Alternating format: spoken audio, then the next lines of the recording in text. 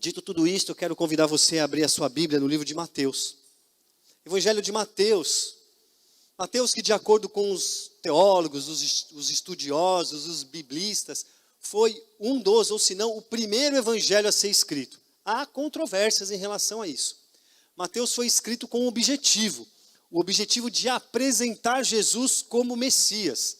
Mateus era judeu, e ele tinha como objetivo da sua carta, da sua epístola, apresentar Cristo para os outros judeus como ele, que não criam que ele era o Messias, por motivos óbvios. A mentalidade, o mindset, a perspectiva de Messias que os judeus tinham, não era de alguém que tinha morrido e por ter sido condenado à cruz do Calvário, mas sim um libertador, um guerreiro, alguém que viria para redimir Israel, né, nesses termos.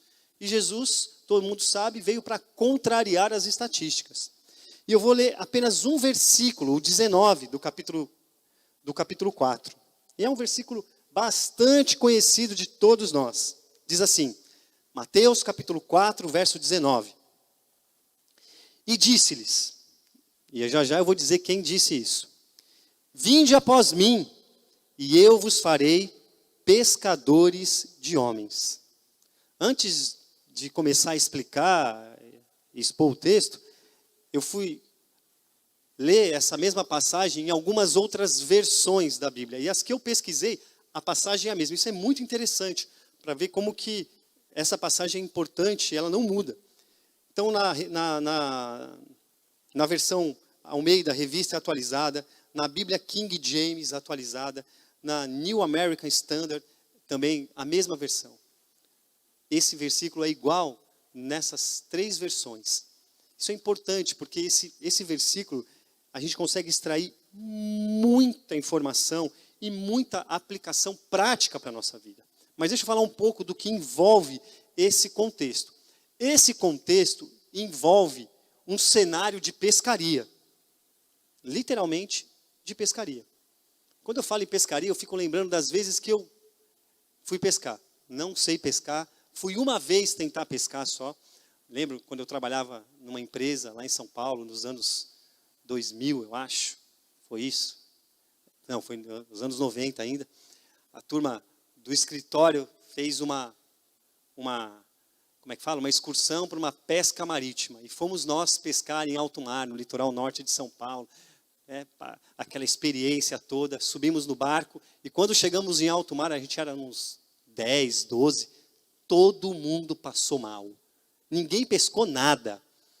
Voltamos, gastamos dinheiro, não pescamos peixe nenhum e voltamos para casa todo mundo mareado. Colocaram aquelas pulseirinhas na gente, sabe aquelas coisas que os cariocas iam falar, isso é coisa de paulista, não sei o que lá. Então a minha experiência com pesca, negativa. Mas me lembro também, no período que eu viajei muito o Brasil, fazendo congresso, acampamento, quando eu ia para a região do Pantanal, do Centro-Oeste, viajei muito São Paulo, Campo Grande, às vezes ia de ônibus, às vezes ia de avião, cipó, barco, o que tinha para ir a gente ia. Eu me lembro que na estrada, quando a gente parava, no caminho para Campo Grande, a gente ia pelo interior de São Paulo, ia rasgando o interior assim, até chegar na divisa, passava por cima de uma ponte enorme assim, que dividia os estados, era um tempão, lá para a região da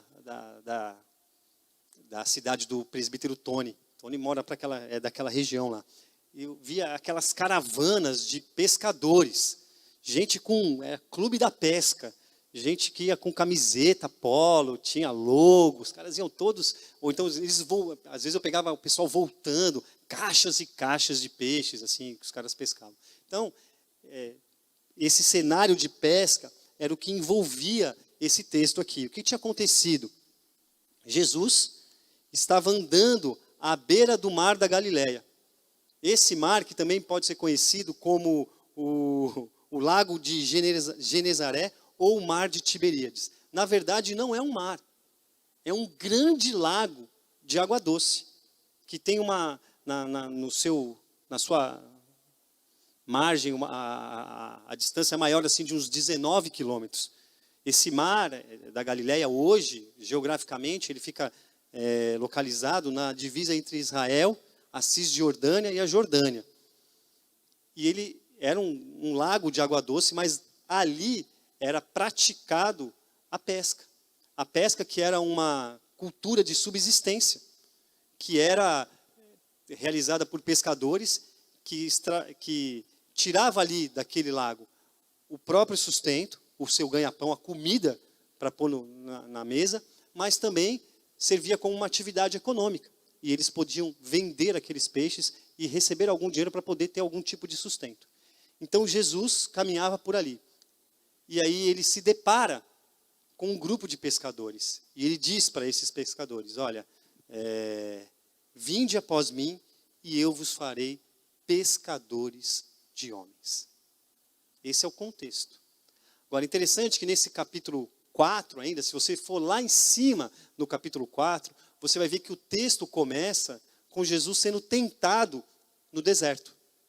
Os 40 dias, onde Jesus é tomado por Satanás, é levado para o deserto, e ali ele fica jejuando 40 dias e 40 noites, ele é tentado, ele vence a tentação, e aí ele volta, a perícope muda, e ele volta, e ele vai morar na Galileia, especificamente em Cafarnaum, e isso confirma uma profecia do Antigo Testamento, e ali era uma região de trevas, uma região que carecia da luz.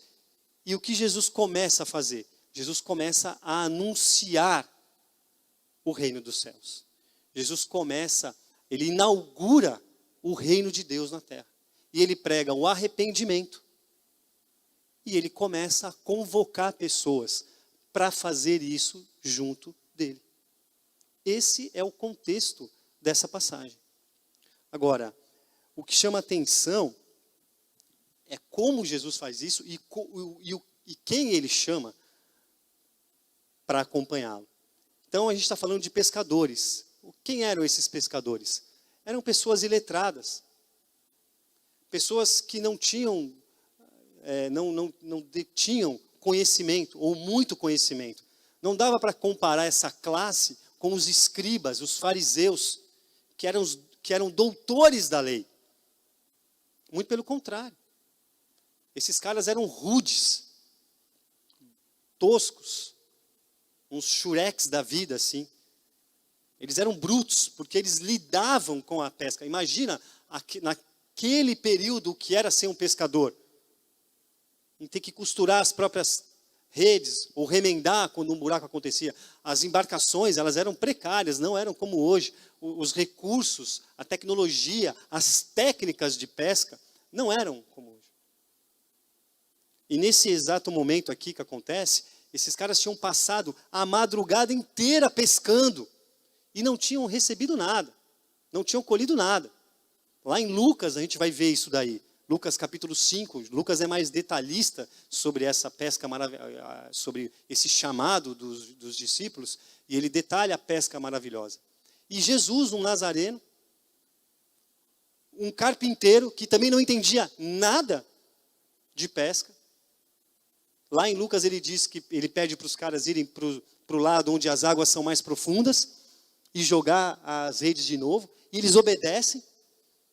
E aí a história vocês conhecem, as redes se enchem, os barcos quase viram por causa da quantidade de peixes. E eles voltam e ali Jesus faz esse convite. Jesus convoca aqueles homens para não serem mais pescadores de peixes, mas sim pescadores de homens. E aí o versículo diz assim, e disse-lhes, vinde após mim. E esse vinde após mim, é interessante que é um convite. É um convite de Jesus. Vinde após mim, me segue, venha ser meu seguidor. E ele faz isso para as pessoas mais improváveis da época, como eu disse aqui, pescadores. Se fosse nos dias atuais, quem vocês acham que seriam aqueles que deveriam seguir Jesus para falar do Evangelho? A gente pensa muito nessa capacitação, nessa preparação, mas ali não houve nada disso.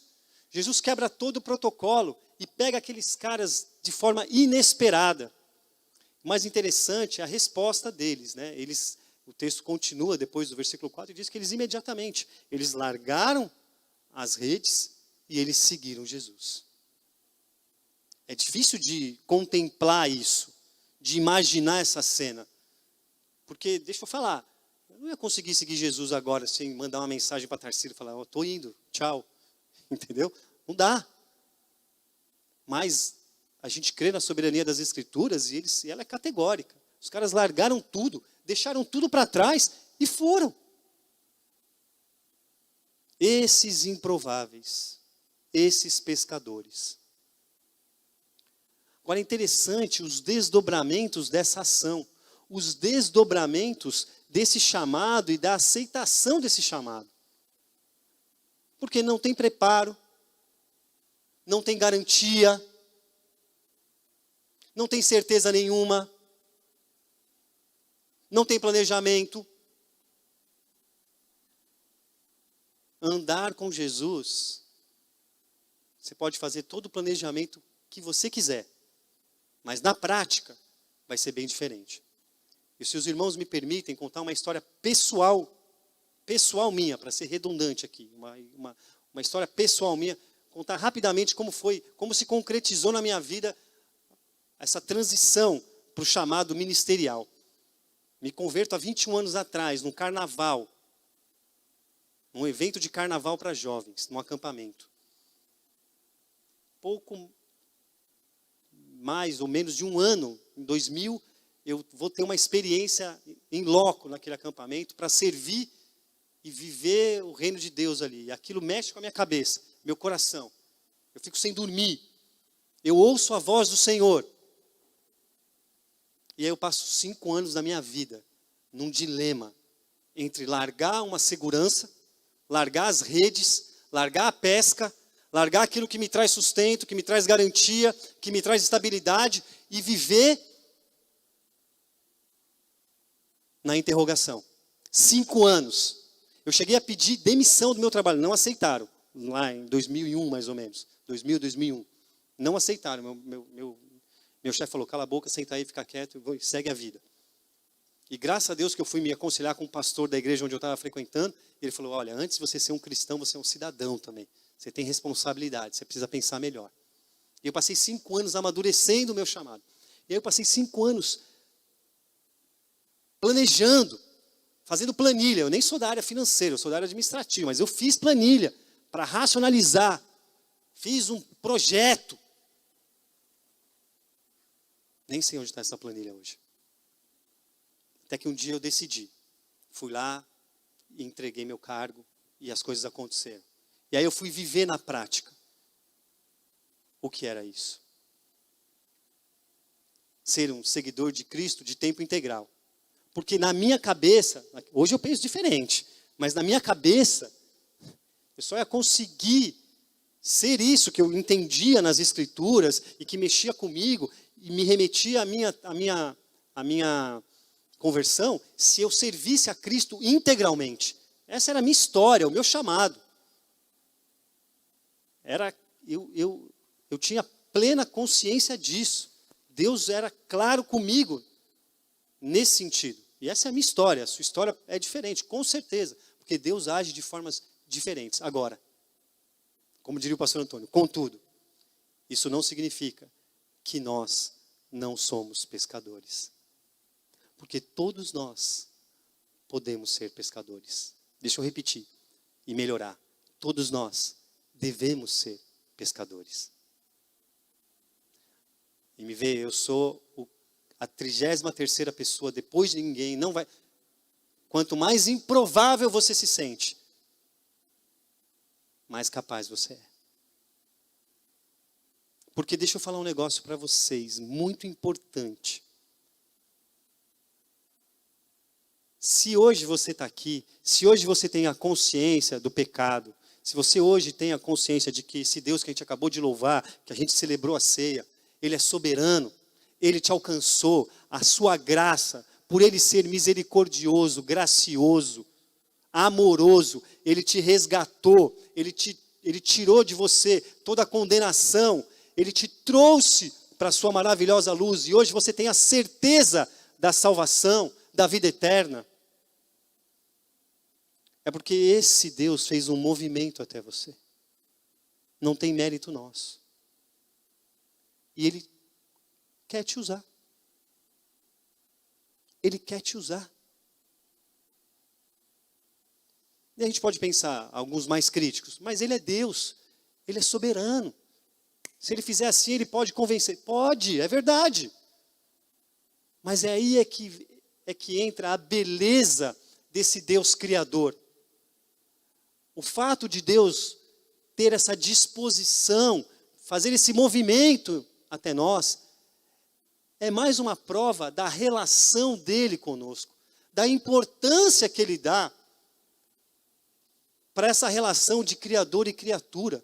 Ele nos convoca, ele nos conclama, ele nos chama para sermos cooperadores, participantes dessa obra maravilhosa, que é a obra da redenção, que é o anúncio das boas novas.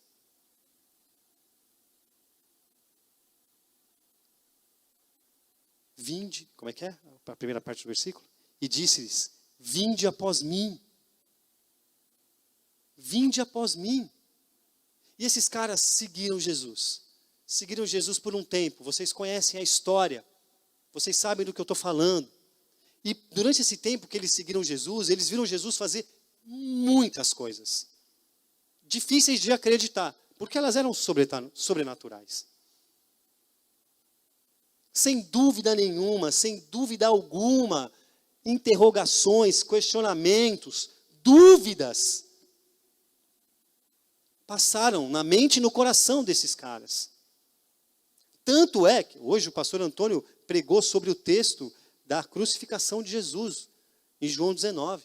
E ele leu lá no capítulo 25, 24, que Jesus olha da cruz e fala com Maria e com João. De todos os discípulos dele, só é relatada a presença de João. Esses discípulos não seguiram ele até a cruz, por não entenderem o papel deles. Mas pós-morte de Jesus, pós-crucificação e a ressurreição de Cristo, quando Cristo aparece para eles, aquilo fez tanto significado para eles, que hoje todos nós somos alimentados por esses peixes que esses pescadores pescaram. E outros pescadores que vieram após eles. E assim é um ciclo contínuo. Hoje, nesse tempo atual, nós somos os pescadores. Eu e você. Não existe chamado específico. Ser pastor, missionário, é um ofício. Antes de ser pastor e missionário, eu tive outros ofícios. Tenho vontade até de desenvolver outros ofícios mais para frente, ficando mais velho. Hoje o meu ofício é o pastorado, o qual eu decidi fazer depois de uma experiência que eu tive com Cristo. Aqui a gente tem advogado, médico, fisioterapeuta, psicólogo, professor, engenheiro, profissional liberal. Temos de tudo aqui. Cada um no seu ofício. Mas todos nós, pescadores. Pescadores. E olha que interessante isso. Olha que interessante isso. Esses caras, pós-morte de Jesus, ninguém conhecia esses caras. Eles eram conhecidos como aqueles que andavam com Jesus. Pós-morte de Jesus, mais para frente, algumas décadas mais para frente, eles começaram a ser chamados de cristãos. Não foi antes, foi depois. E por que eles eram chamados de cristãos? Porque eles repetiam, eles copiavam, eles faziam as mesmas coisas que Cristo fazia, as mesmas atitudes, os mesmos hábitos, as mesmas palavras, o mesmo procedimento. E as pessoas, que hoje, aqui na nossa linguagem, a gente chamaria de mundo, ou de sociedade, eles começaram a chamar aqueles caras de cristãos. Olha lá os cristãos. Olha lá os pequenos cristos. Olha aqueles caras que seguiam Jesus. E o testemunho vivo deles. Paulo diz que eles eram cartas vivas. Eles pregavam arrependimento, e que o reino dos céus estava presente. Era uma nova ordem mundial. E isso atraía de forma sobrenatural, porque aí quem faz o processo é o Espírito Santo de Deus, atraía pessoas para o cristianismo. Por isso que a gente viu a igreja crescer do jeito que cresceu, lá em Atos. Por isso que a gente viu que lá, numa tacada só, Pedro batizou o quê? 3.000 pessoas, numa tacada só. As pessoas vinham chegando, porque elas tinham necessidade daquela mensagem. E deixa eu falar uma coisa para vocês. Atualmente, a necessidade não é diferente. A essência da necessidade não é diferente. As demandas podem ser outras. Mas a essência, aquilo que faz sentir falta, é a mesma. Sabe por quê? Porque nós somos humanos. A nossa natureza é a mesma natureza dos seres humanos do primeiro século. Ou tem alguma coisa diferente, doutora Cláudia? Por sermos seres humanos? Não tem. Mudou alguma coisa na genética aí? Alguma coisa? Não. Nós somos seres humanos. Possuímos a mesma demanda de alma. O mundo está tão perdido quanto no primeiro século. Existem peixes no aquário. Ou melhor, peixes no mar para serem fisgados. Hoje e agora. Então, quanto mais improvável você se considera, eu quero te dizer que é aí que Deus opera a sua graça e a sua soberania. Porque não depende de nós. Depende da ação dele em nós.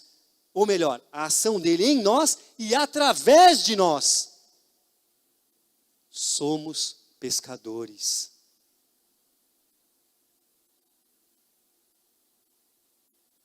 A cruz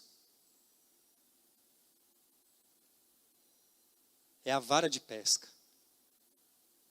E o anzol é o evangelho. A palavra de Deus. A qual ela é irresistível. Porque se ela alcançou, se ela é eficaz, se ela faz sentido para você e para mim hoje, é certeza que ela faz sentido para qualquer outra pessoa que está aí fora. A nossa vida, o nosso procedimento, o nosso testemunho, as nossas palavras, os nossos hábitos é que vão sinalizar esse reino. E lembra que eu falei que eles eram conhecidos por serem cristãos, porque as pessoas viam e intitulavam eles como cristãos? Hoje, atualmente, ocorre diferente. Hoje nós chegamos e falamos, nós somos cristãos. Eu sou cristão. Eu sou crente. Eu sou evangélico. Nós nos autodenominamos. É interessante que eu não vejo ninguém falar assim, aqueles ali são cristãos. Ó, tá vendo aquele grupo ali, lá no Itaiangá? Aqueles caras ali, eles são crentes. Eles são testemunhas vivas de Jesus Cristo. Eu não vejo mais isso. E aí eu fico pensando, por que que essa ordem mudou? E eu me lembro também de um exemplo pessoal, me perdoem usar exemplos pessoais, mas é a minha forma de pregar, de usar metáforas e trazer experiências reais, trazer para o texto e tentar fazer uma conexão. De maneira nenhuma, de modo nenhum aqui, colocar algum tipo de glória para mim, não é isso. Mas enfim, eu me lembro das vezes que eu viajava e eu era simplesmente eu ia porque eu obedeci o chamado. Eu caí na estrada em 2000 e parei em 2016, 15, quando eu vim para cá.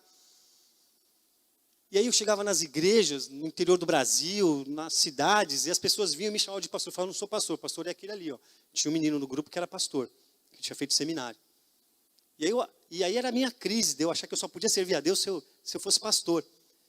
E um dia, nessas igrejas, tipo Assembleia de Deus, assim, não vou lembrar exatamente qual igreja que era, uma senhorinha veio assim, me trouxe alguma coisa, não vou lembrar, me deu um presente, não sei se foi um texto, ou uma revistinha, alguma coisa ela me deu.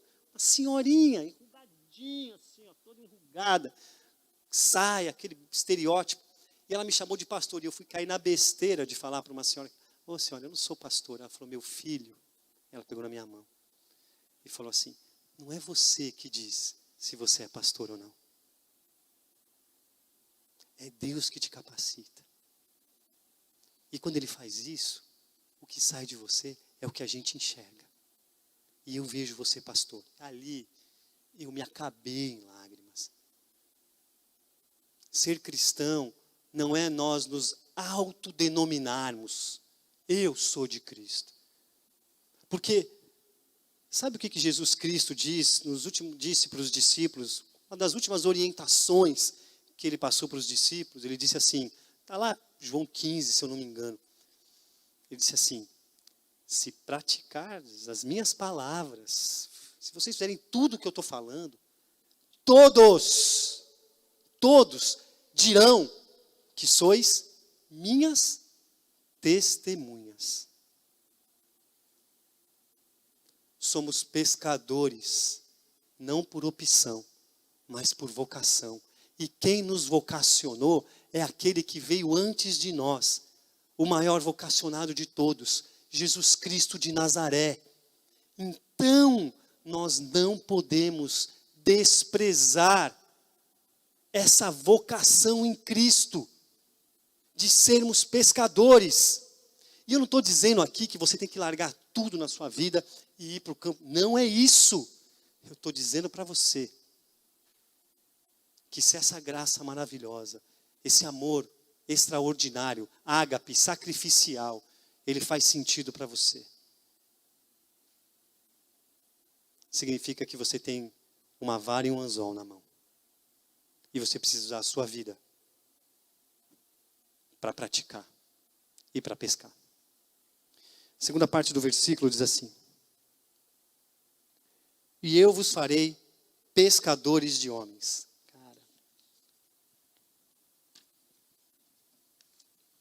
Tenta imaginar o que seria para um pescador ouvir isso. Mas eu pesco peixe. Eu entendo de peixe. Eu não vou falar nenhum nome, nem vou me atrever a falar o nome de peixe aqui para não passar vergonha e não virar um meme na internet depois. E também de receber algumas mensagens depois, durante a semana, principalmente do Fará ali, que eu sei que está anotando tudo, só para ver meus deslizes, para depois, hoje à noite, ele mandar, ó, Vaso, fez isso, falou aquilo, hein, Vaso. Eu gosto do Fará por causa disso, entendeu? É corintiano, mas eu gosto dele. Enfim, nem vou me arriscar a falar de peixe aqui, porque eu não entendo. Eu sei o que é salmão, tá bom assim, por aí, né? Peixe, né? É peixe, né?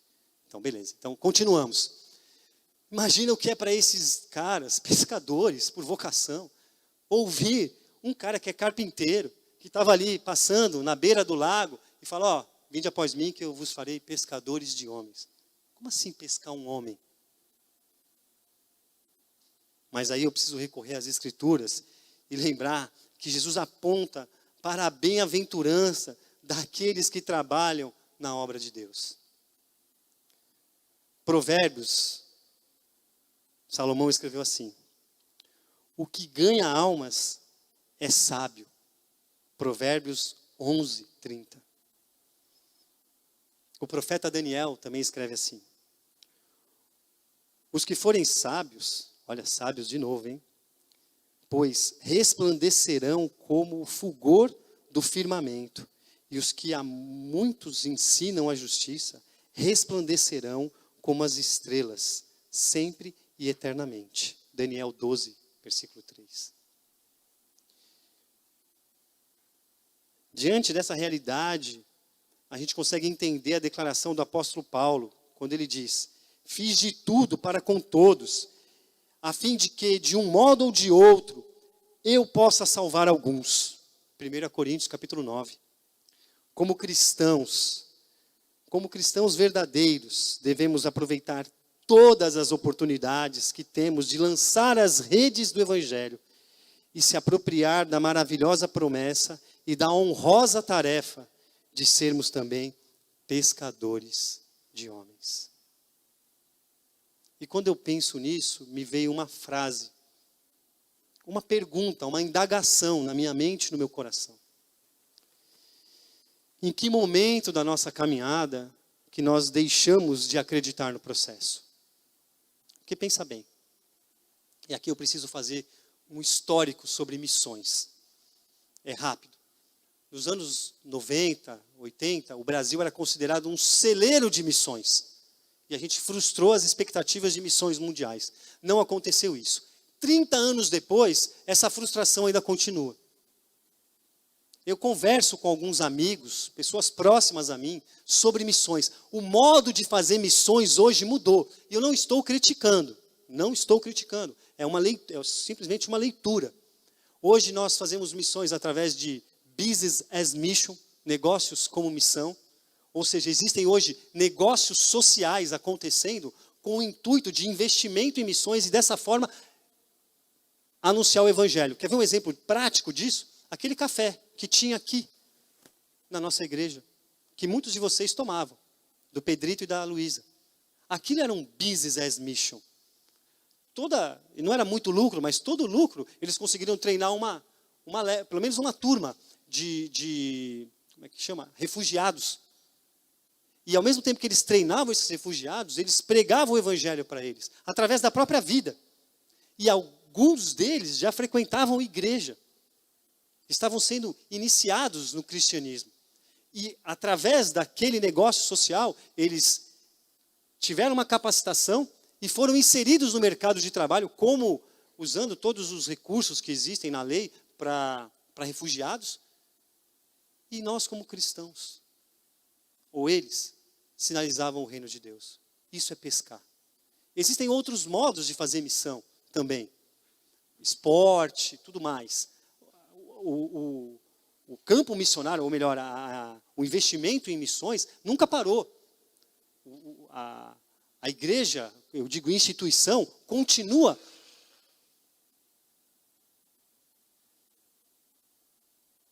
Deu um curto ali, mas acabou já. Acabei de ver.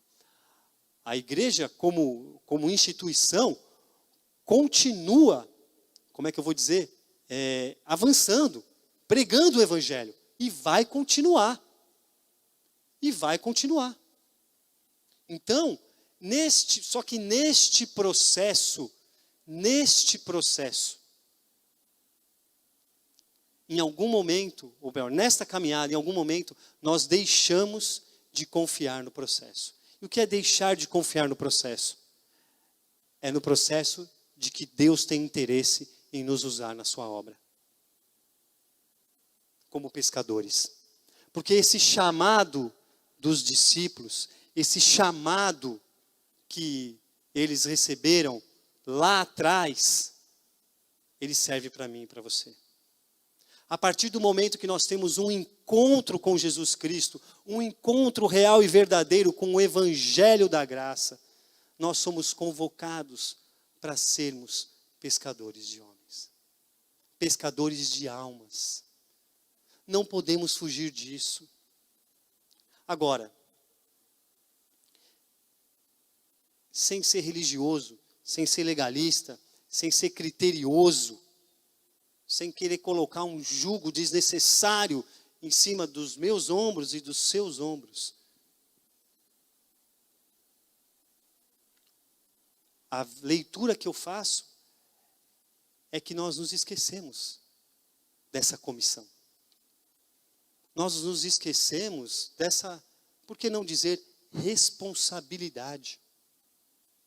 Nós nos esquecemos dessa missão. Deus está em missão em nós e através de nós. Mas MV, a Bíblia diz que se a gente não clamar, as pedras vão clamar. É verdade. Mas o negócio aqui não é falar. A chave hermenêutica aqui é viver. É adotar o estilo de vida de um pescador. E como falar de um estilo de vida de pescador se eu não sou um pescador? Mas eu vou tentar. O pescador chega de manhã no mar e ele olha, fala, o cara já conhece o movimento da maré, ele percebe o vento. Ele sabe de fato quando o mar está ou não para peixe. Sabe por quê? Porque ele vive aquilo. Nós nunca seremos pescadores de almas se nós verdadeiramente e de fato não vivermos isso. Não nos prepararmos, não praticarmos isso. Isso tem muito a ver com a nossa vida hoje. Porque se as pessoas nos veem como cristãos, como é a galera do futebol que eu jogava. Não fala palavrão não, porque o MV está aí do lado. Se for só esse, se for essa a relação, só não vou falar palavrão porque o MV não gosta, o MV não fala, porque ele é cristão. Que diferença é essa? Que ação é essa? Que atuação é essa?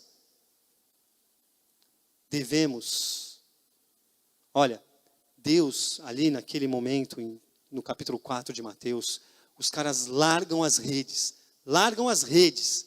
e seguem Jesus.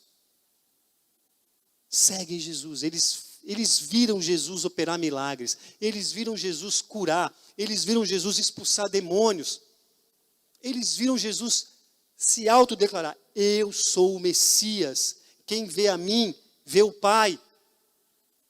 E demorou um tempo para esses caras entenderem. Então, para mim, o que acontece, a leitura que eu faço da geração moderna, e eu me incluo nisso, é que nós conhecemos a verdade, nós sabemos do que Ele é capaz, mas nós não confiamos no processo a qual Ele nos comissionou. Nós não acreditamos que através de nós e por nós, vidas sejam alcançadas. Eu estou longe aqui de dizer quantas vidas você trouxe para Cristo esse ano. Não, não é isso. Não é isso. Se você está entendendo por esse lado, apaga tudo. Estou falando que um dos sinais da volta de Cristo é quando Ele for conhecido, o nome dele for conhecido. E o nome dele vai ser conhecido como quando nós sermos reconhecidos e autodenominados como o povo da diferença.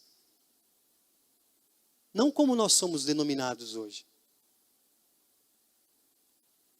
Como o povo da corrupção, o povo que extorque, a igreja que tira dinheiro dos pobres, ou a fatia do eleitorado que elegeu um governo. Ridículo isso.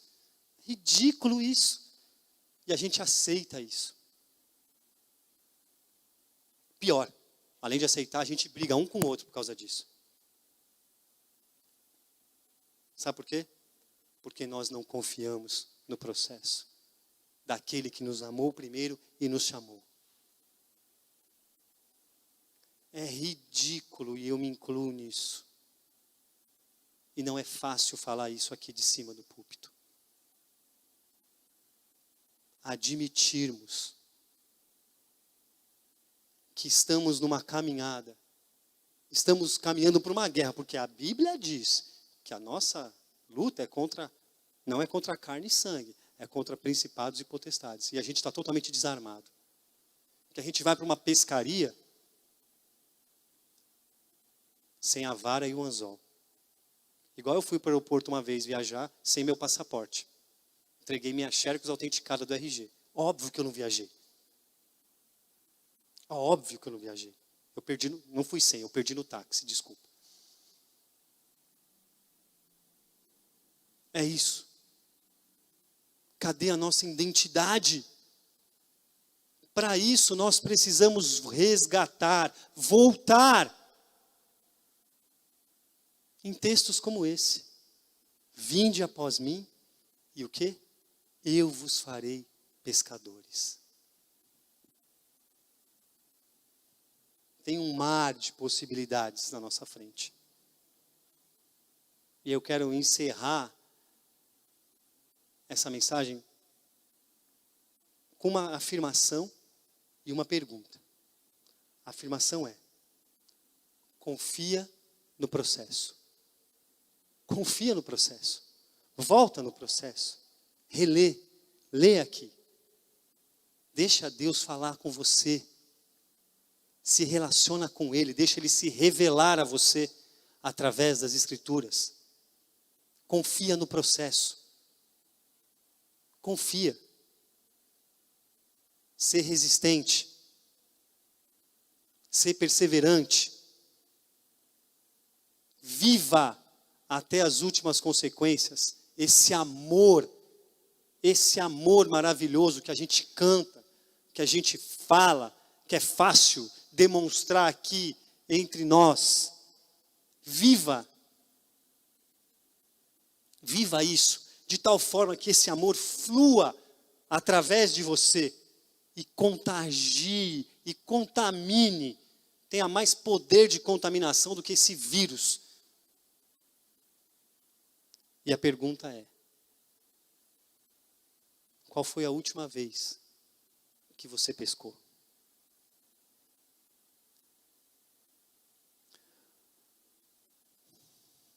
Porque é capaz da gente estar aí na caminhada, na luta, que não é fácil, eu sei. Não é fácil viver hoje em dia, não é mesmo. Mas a gente nem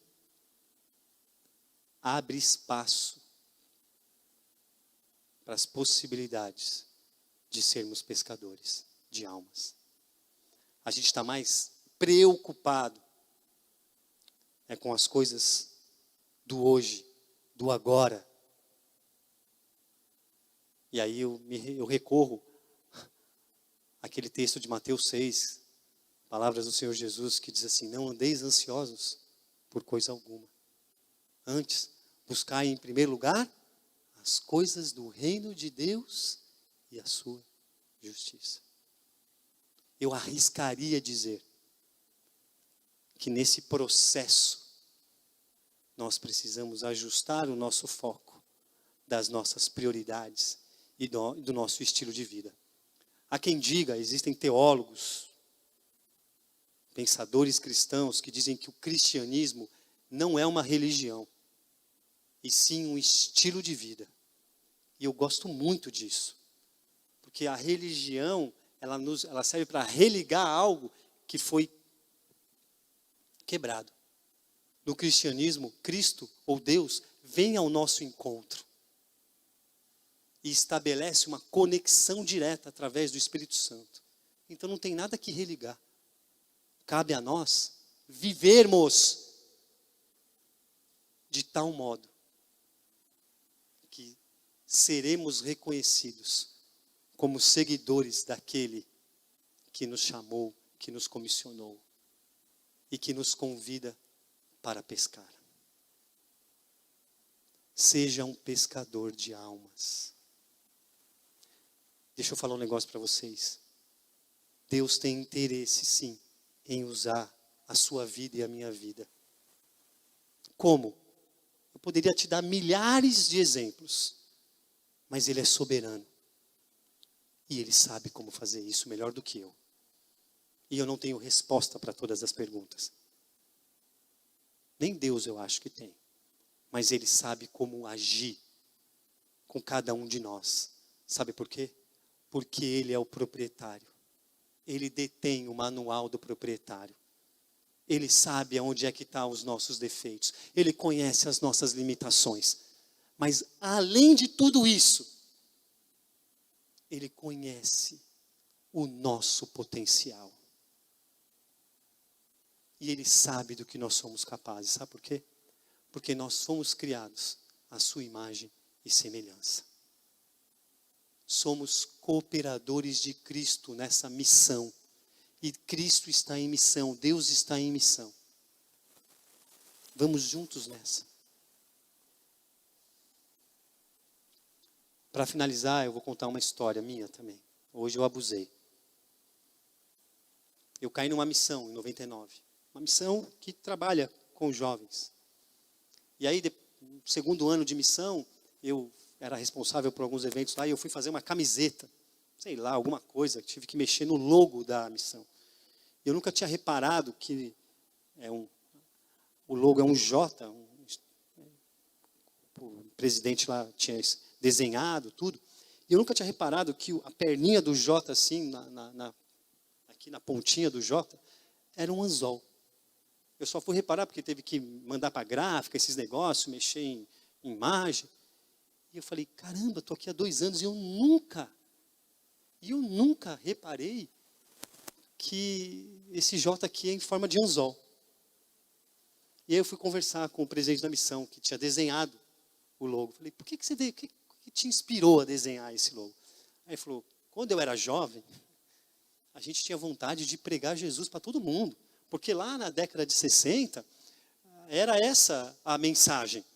Que você tinha que se arrepender, que você tinha que aceitar Jesus. A gente sabia evangelizar sim. Então a gente ia para as ruas, para a Rua Direita, lá em São Paulo, e tocava contrabalde, que é um balde com um cabo de vassoura e uma tripa de mico. E o cara faz assim e sai um som, ele chama contrabalde. E em plena ditadura militar, os caras pregavam Jesus na Rua Direita, no centro de São Paulo, e nunca foram presos, nunca tiveram resistência. Olha só, hein? Enfim. E aí, quando eu tive a ideia da missão, do JV, tudo, eu desenhei, ele é desenhista. E o J da missão em forma de anzol, para a gente não se esquecer, nós não nos esquecermos que nós somos pescadores. Que a nossa missão é pescar vidas para Cristo. E aí ele foi e me deu um anzol. Ele me deu um anzol. E eu guardo esse anzol até hoje. Eu procurei esse anzol por tudo na minha casa. Quer dizer, procurei mais ou menos, porque eu não queria ficar mexendo em caixa e caixa. Fiquei com preguiça. Mas eu ainda trago esse anzol. Eu tenho esse anzol guardado faz 20 anos. Um anzolzinho desse tamanhinho assim. E ele falou assim, ó, vou te dar esse anzol, MV. Para toda vez que você vê-lo, você se lembrar que a sua missão é ser um pescador. Eu pensei até em comprar um anzol para distribuir para cada um aqui hoje. Eu falei, não, é demais. É abusar da boa vontade dos meus irmãos. Eu gosto dessas simbologias, porque isso me faz lembrar a minha história. Isso me faz voltar na essência e me mostra por que ele me escolheu. Para eu amá-lo, adorá-lo acima de todas as coisas. E para eu segui-lo. E sendo seu seguidor, automaticamente eu estou convocado a ser um pescador de almas. Qual foi a última vez que você pescou? Que Deus os abençoe.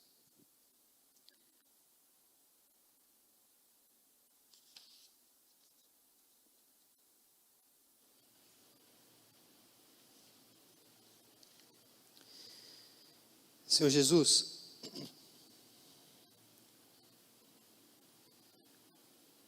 o que aconteceu conosco nesse processo, Senhor? Onde é que está a ruptura do nosso entendimento como cristãos? De que essa convocação que o Senhor fez para Pedro, Senhor, que aparece em Marcos, Mateus e Lucas, essa convocação não serve para nós também, Senhor. Hoje, mais de 2000 anos depois. Então, Senhor,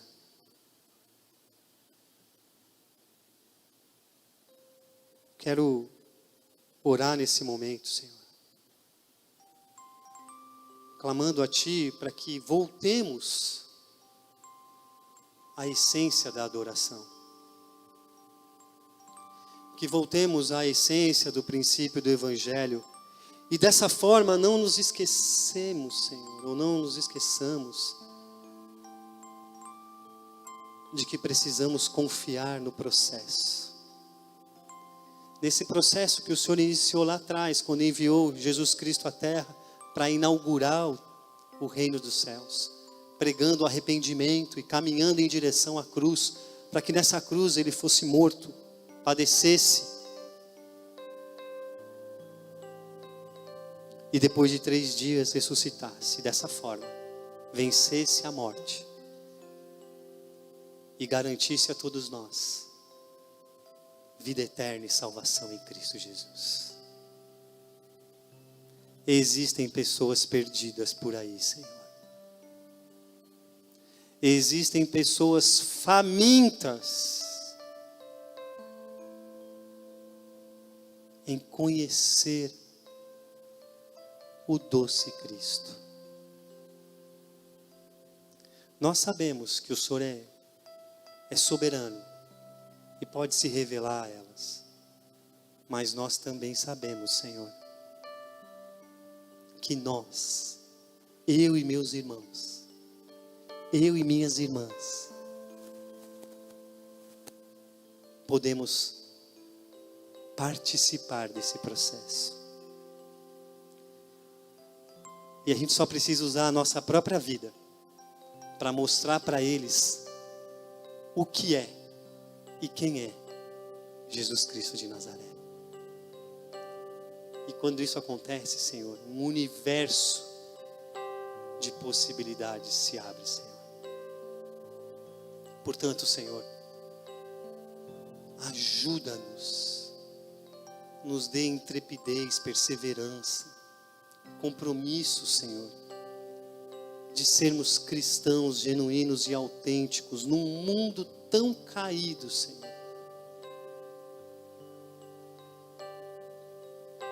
Tira de nós o medo, a incerteza, a dúvida. Não nos deixe duvidar, Senhor. Porque por mais improvável que sejamos, o Senhor nos adiciona no processo. O Senhor nos quer próximo. O Senhor quer que a gente faça parte do processo. O Senhor tem interesse em nos usar no processo. E o mais sobrenatural, maravilhoso disso tudo, é que o Senhor nos usa, Deus. O Senhor nos usa. Louvado seja o nome do Senhor por isso. Quão formoso és os pés daqueles que pregam e anunciam o Evangelho de Jesus Cristo de Nazaré. Privilégio, privilégio sublime. E nós queremos te agradecer por isso, Senhor. Porque o Senhor compartilha conosco essa glória, Senhor. O Senhor permite que nós sejamos pescadores também, Senhor. Portanto, Senhor, nos ajuda, nos socorre. Muda o nosso entendimento, a perspectiva, a forma como nós lidamos com a nossa vida. Que a gente viva de tal modo